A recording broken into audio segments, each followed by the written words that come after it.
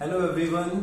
सो इस वीडियो में हम रिव्यू करेंगे माइक्रो एयर जो पावर असिस्टेड लाइपोसक्शन है। सो बेसिकली जो न्यू प्लास्टिक सर्जन्स हैं जो लाइपोसक्शन स्टार्ट करना चाहते हैं, सो ये वीडियो उनके लिए बेनिफिट है। और इसमें मैं बताऊंगा कि मेरा एक्सपीरियंस कैसा रहा है after 1 year of micro air use. So new surgeon को बेसिकली थोड़ा नॉलेज मिलेगा कि कैसे वर्क करती है, क्या इसके एडवांटेज हैं, क्या डिसएडवांटेज हैं, मेंटेनेंस कितना है और इसका कॉस्ट कितना आता है और ये कहाँ से परचेज कर सकते हैं। सो इस वीडियो में हम सब डिस्कस करेंगे।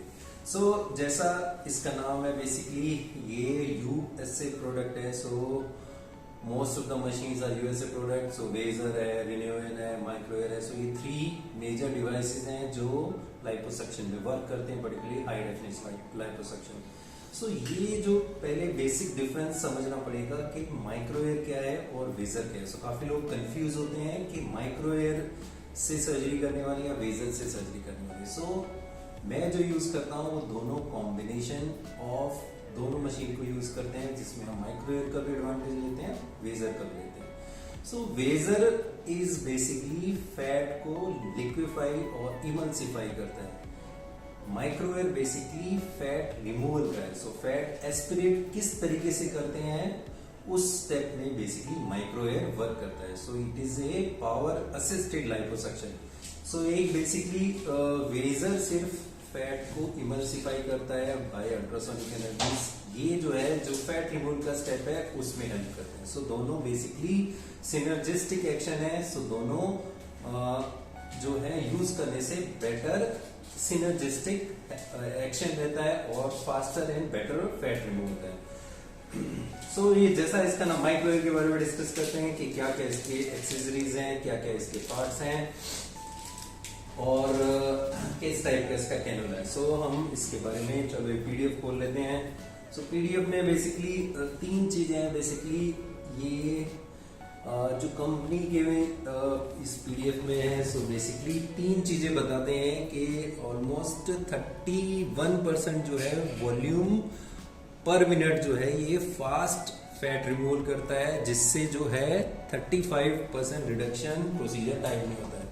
सो ये देखिए ये लिखा हुआ है इन्होंने। सो इनका बेसिकली किस तरह से इन्होंने एस्टिमेट किया है, यस लेकिन जो मेरा एक्सपीरियंस कहता है तो जो बेसिकली हैवी वॉल्यूम जहाँ पे मेगा लाइपोसक्शन करने हैं, मल्टीपल बॉडी पार्ट लाइपोसक्शन करने हैं, सेकेंड अगर रिकरेंट है, अगर आप रिवीजन सर्जरीज कर रहे हैं उसमें बेनिफिट है, गायनेकोमेस्टिया में बेनिफिट है, बैक एरियाज में बेनिफिट है एंड बेसिकली फैट ट्रांसफर में भी बेनिफिट है। सो ओवरऑल इन सब कंडीशंस में देखा जाए तो definitely reduction of faster removal होता है, रिडक्शन ऑफ ओवरऑल टाइम होता है।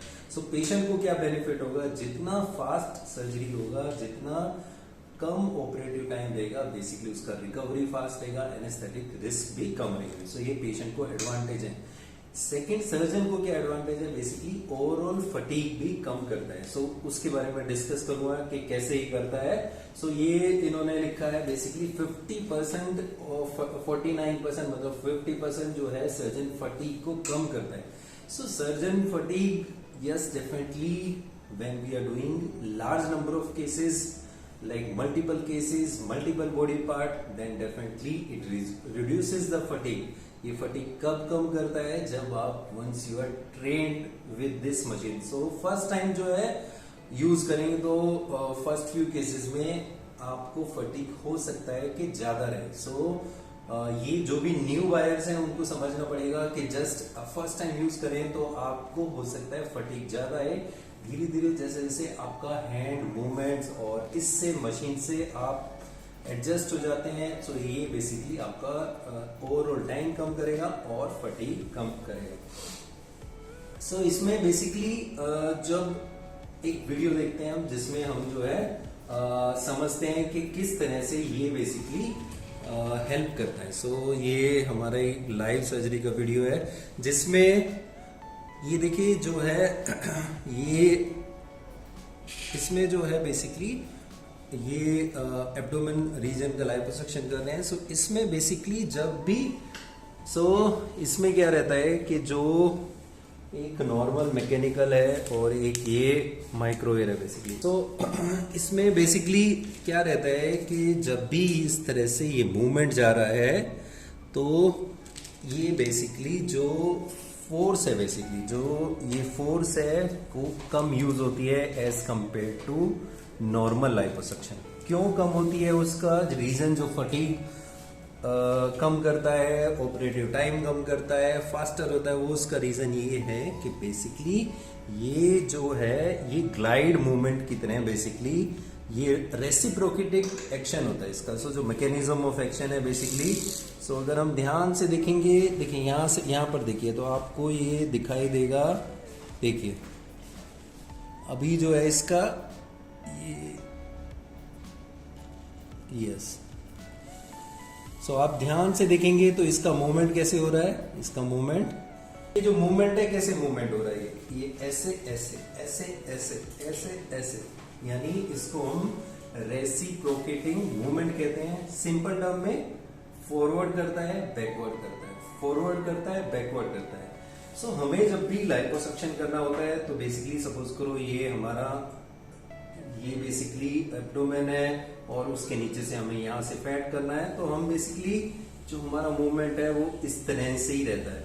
तो ये जो मूवमेंट है बेसिकली ये हमारी फोर्स को कम करता है। तो हमें कम फोर्स यूज करना पड़ता है कंपेयर टू जब हम ट्रेडिशनल लाइपोसक्शन करें। तो हमें यहाँ पे कोई भी मोटराइज्ड मूवमेंट नहीं है, सो हमें जो फोर्स है बेसिकली सारा अपने हैंड से और शोल्डर से ही देना पड़ता है।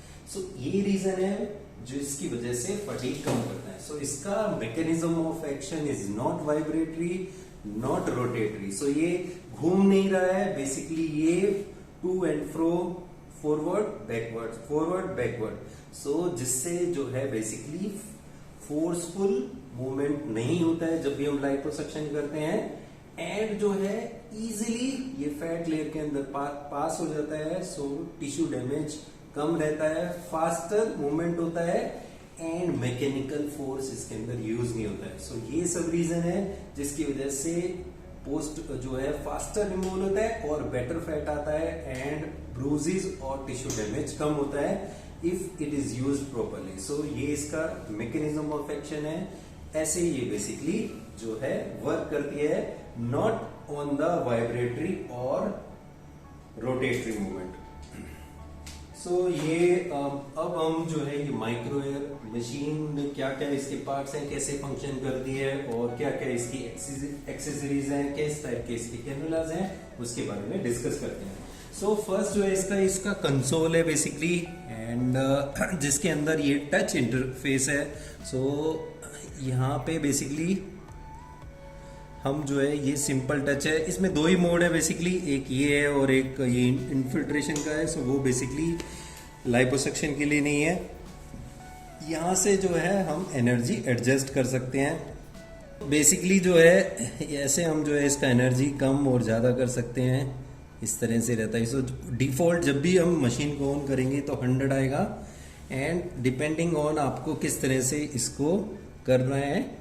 हम जो यूज़ करते हैं वो 70 to 75 वैल्यू पर ही करते हैं। सो 70%, 70 to 75% ये इसकी बेसिकली स्पीड है जिसपे मैं जो है इसको ऑपरेट करता हूँ। सो जैसे हम ऑन करेंगे इस टाइप से इसका इंटरफेस आएगा। ये बेसिकली नॉर्मल कनेक्शन है। सो एक फ्रंट में है, एक जो है बेसिकली ये इसके हैंड पीस है, सो उसमें जाता है। सो हैंड पीस में देखेंगे, सो इसका एडवांटेज एक ये भी है कि जो है ये बहुत इजीली जो है इसको हम अटैच कर सकते हैं, इसको इजीली अटैच कर सकते हैं। एंड देखिए जो फर्स्ट है इसको पाइप दीजिए। सो ये कैनुला इसके लिए इसको जस्ट प्रेस करना है तो ये अटैच हो जाती है, एंड यहाँ से इसको हमें बेसिकली जो है पहले इसका जो है ये जो है पहले ये इसका पाइप है जो अलग आता है, इस तरह से इसको हम जो है अटैच करते हैं।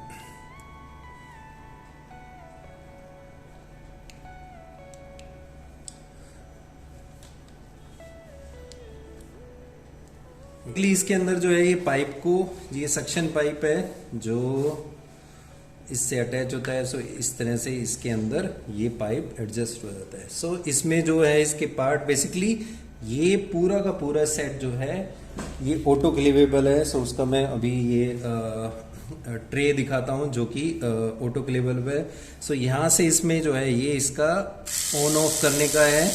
सो यहाँ से ऑन ऑफ करने के लिए और ये बेसिकली इसका स्पीड है एंड यहाँ से जो है बेसिकली सक्शन आउट होता है। ये एक अटैचमेंट है और एक केबल यहाँ पर है और पावर है। सो बहुत सिंपल है इसको यूज करना।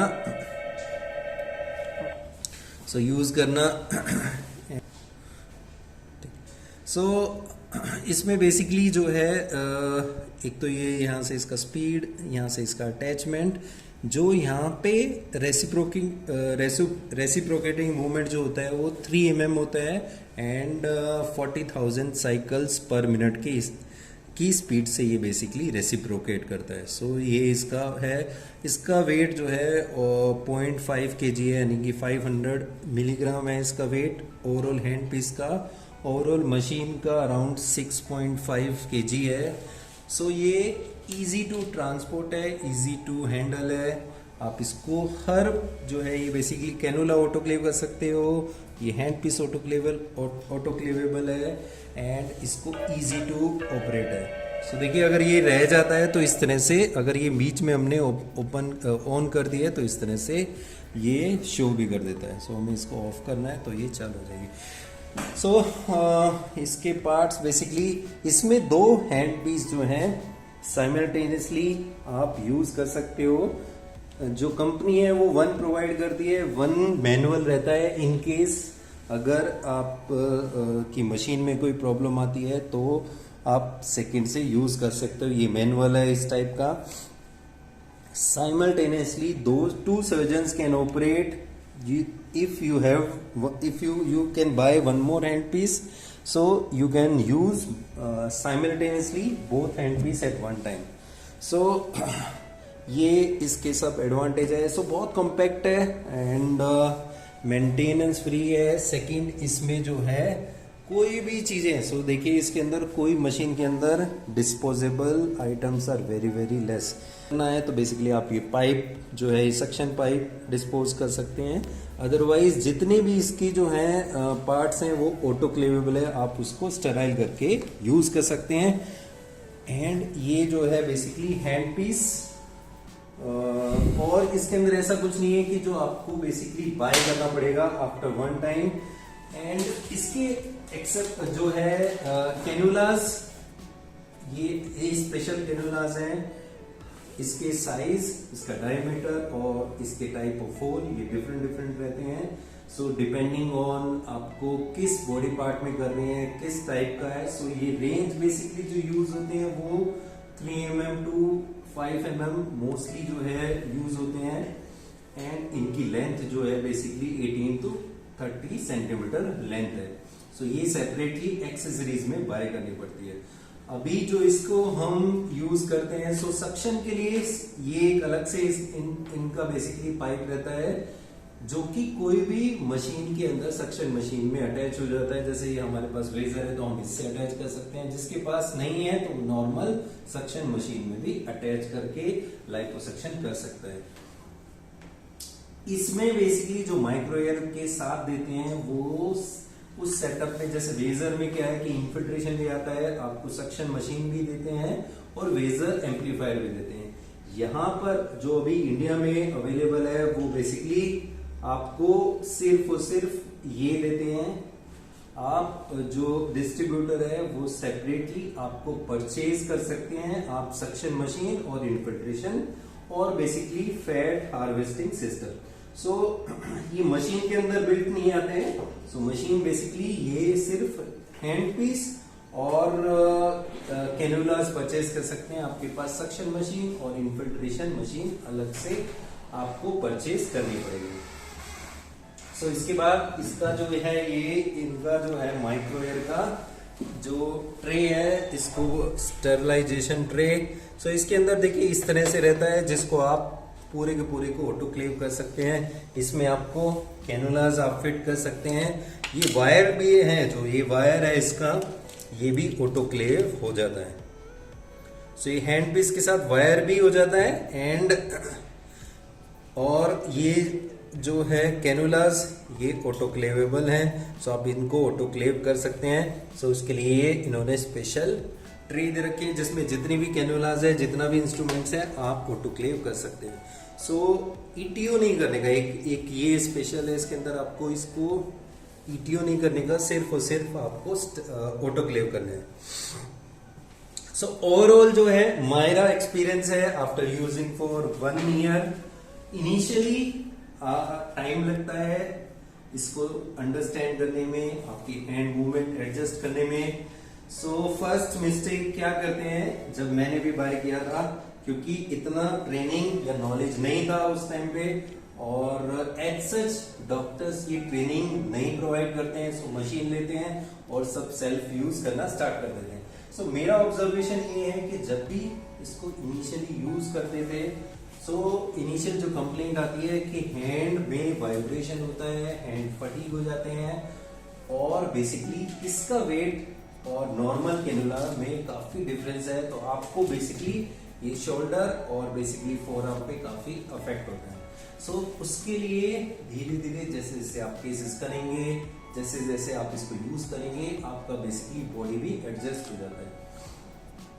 सेकेंड चीज जो वाइब्रेशन का है, जो मैंने नोटिस किया है, अभी मुझे नहीं पता है कि कंपनी किस स्पीड पे रिकमेंड करती है, मेरा ये एक्सपीरियंस है कि इसको अगर 100% पे जो डिफॉल्ट है उस पर यूज करेंगे तो यहाँ पर पूरा का पूरा वाइब्रेशन आपको फील होगा during surgery and after surgery. इसकी स्पीड मेरे हिसाब से जो है 70 to 75% पे करते हैं। सो आप multiple cases may be 6 hours, 8 hours, 10 hours तक आप पर डे यूज कर सकते हैं without causing any damage to the hand basically. So vibration या फिर कोई और इफेक्ट नहीं होगा। सो इसकी जो है आपको 70% एनर्जी स्पीड पर ही आपको यूज करना चाहिए, ये मेरा एक्सपीरियंस है।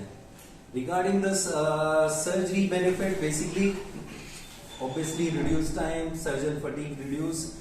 जो मेरा है कि इसमें ब्लीडिंग जो है वो कम रहती है, टिश्यू डैमेज कम रहता है, ब्रूजेस कम रहती है, एंड पर्टिकुलरली जो मैंने अभी बताई थी 5 कंडीशंस में it is very helpful. 1 is gynaecomastia, second is back liposuction, third is when we are doing mega liposuction, when we have to remove like 10 liters, 15 liters or over 20 liters, then it is very useful.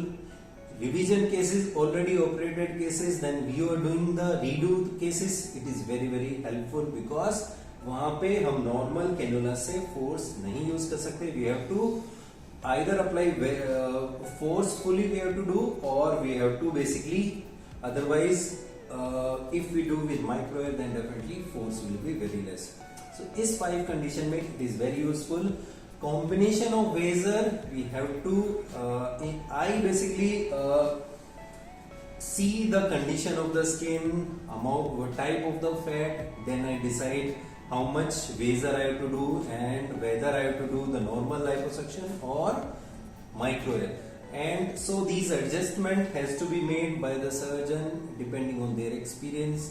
So I basically evaluate each and every case and then only I use either both or sometimes I use only one. So depending on case to case I use it. So इसका maintenance अभी तक जो है maintenance as such कुछ नहीं आया है, and जो है कस्टमर जो इनका बेसिकली जो डिस्ट्रीब्यूटर सपोर्ट है that is very good and they are very basically easily available and accessible. So if you have any problem then they are very easily accessible. So overall experience is good with the distributor and the machine itself. As such till now there is no maintenance. इसका overall cost देखिए, cost जो है dollar के हिसाब से change करते रहते हैं। सो रिसेंटली इन्होंने अभी हाइक किया है। सो राउंड जो है अभी इसका डिपेंडिंग ऑन कितने आप कैनुलास ले रहे हैं, कितना और आप हैंड पीस ले रहे हैं नहीं ले रहे, सो इसका स्टार्टिंग कॉस्ट जो है अराउंड 25 लाख है। सो मशीन कॉस्टली है। रिटर्न ऑफ इन्वेस्टमेंट देखें तो अगर आप if you are using on daily basis multiple cases definitely it is a must bye.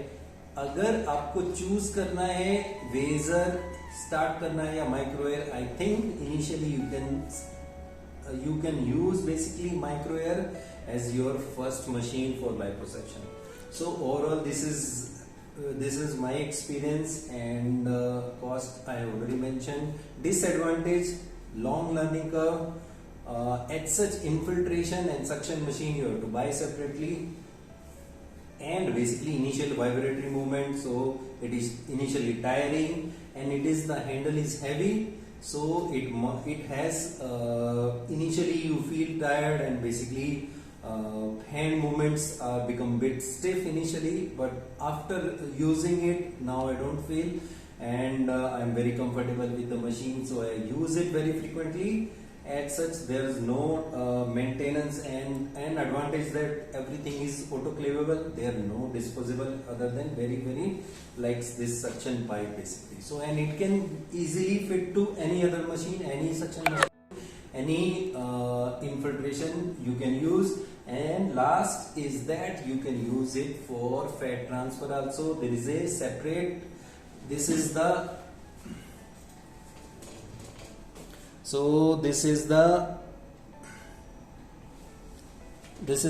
fat harvesting system, which you can do the transfer along with the micro air, and this is the suction apparatus, basically the lipo tower, which they don't give other than USA, so it is only for USA. And this is the fat processing system or fat harvesting system, which you can use for fat transfer also.